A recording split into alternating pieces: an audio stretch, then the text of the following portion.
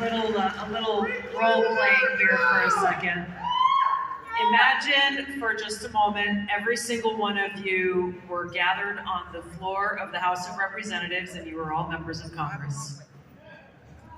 And you have a bill that comes before you for a vote that would make it so that frozen pizza qualifies under the daily nutritional requirements of fruits and vegetables for kids in public schools. How many of you would vote yes?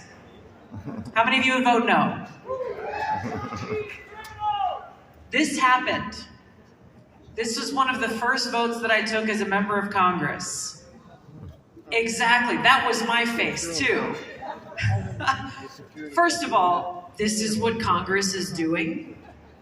And I had conversations with a lot of people on the House floor that day who'd been there a lot longer than I had, asking the question you're probably thinking is, how in the world does this happen? And why are members of Congress doing the work of the big manufacturers that make these frozen pizzas that go into our school cafeterias?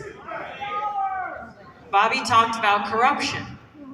And he talked about the influence of big money in our regulatory agencies and in our politics. They are very directly connected. Does anyone want to guess? I mean, obviously I voted no. Do you think it passed or failed? This is what we're dealing with here.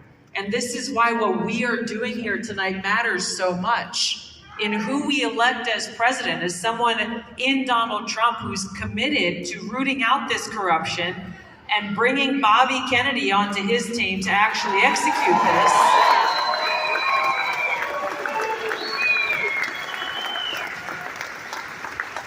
And you saw Sam Brown here who's running for U.S. Senate here in Nevada. It's having people in the House and the Senate who are committed to this same cause. What does Make America Healthy Again actually means? It's things like this. It's things like friends of mine who are going for treatment at the VA, and I unfortunately can't even tell you how many of them have shared this story with me, going and sharing about the challenges they are having, whether it's post-traumatic stress or chronic injuries or chronic pain. And they are literally given a sack full of pills. A sack full of pills. One is to treat this one is to treat the consequences of that one, and this one is to treat the consequences of that one, the negative impacts of this one or that one. And we wonder why still we are seeing so many of our veterans feel so hopeless to the point that they take their lives.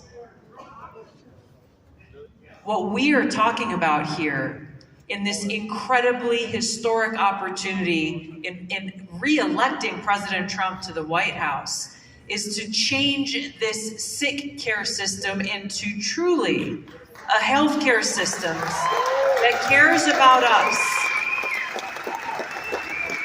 and that sees and understands what a healthy life actually is. It is, yes, our physical well-being. It is nutrition. It is exercise. It is what does it take to live a truly healthy life. It is mental health and well-being.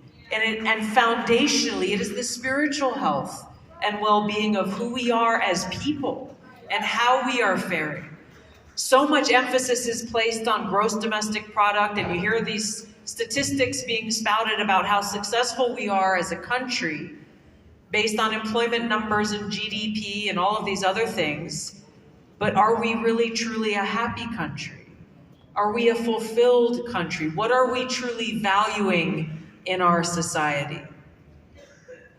In order to bring about this change, yes, it requires a complete new clean slate of new leadership that is committed to these principles and these values.